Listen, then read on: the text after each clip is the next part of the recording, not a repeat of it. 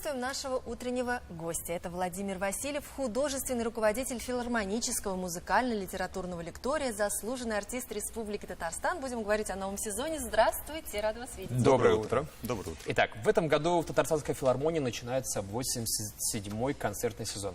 Вопрос такой: на какие концерты стоит обратить всем нам внимание? Расскажите, пожалуйста. Действительно, этот сезон будет очень интересным, насыщенным. Как и всегда, филармония представляет самые яркие свои представления. Надо сказать, что в этом году состоится 20 абонементов. Это примерно 150 концертов разных жанров, начиная от классики, джаза.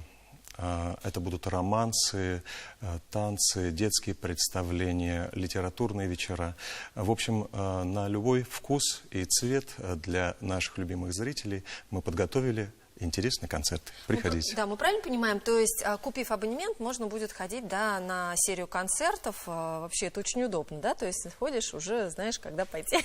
На самом деле это удобно не только для зрителей, но и для нас, руководителей, потому что на самом деле это уже не единичные концерты какие-то, а целая насыщенная какая-то работа, объединенная определенным смыслом. Это работа одного коллектива, либо по определенной тематике, либо определенный жанр соблюдается в этих абонементах. И на самом деле зритель уже определяет, что ему интересно. Например, балет, романсы или народная музыка. И уже целенаправленно идет на конкретный абонемент, на конкретного исполнителя или коллектив. Прекрасно. Ну, Владимир Михайлович, вот поделитесь, пожалуйста, творческими планами филармонического музыкально-литературного лектория. Чем будете удивлять?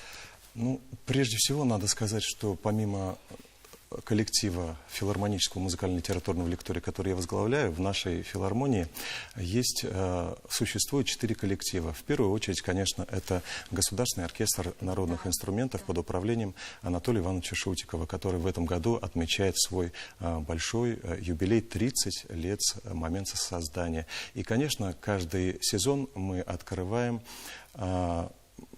наши концерты именно концертом оркестра народных инструментов. Это будет концерт солистов оркестра. Будет очень интересно.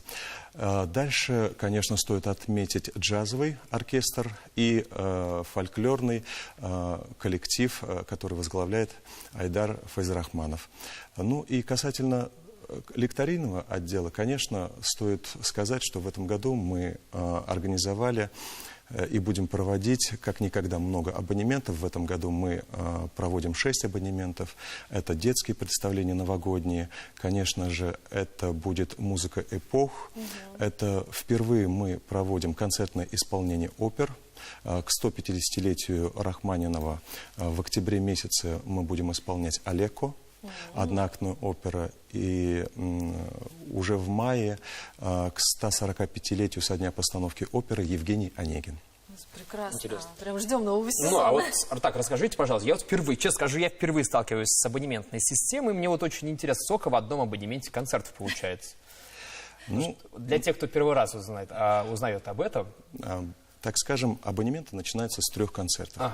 С 3 бывает 3, 4, 5 и даже 6, в зависимости от коллектива, как они планируют свою работу.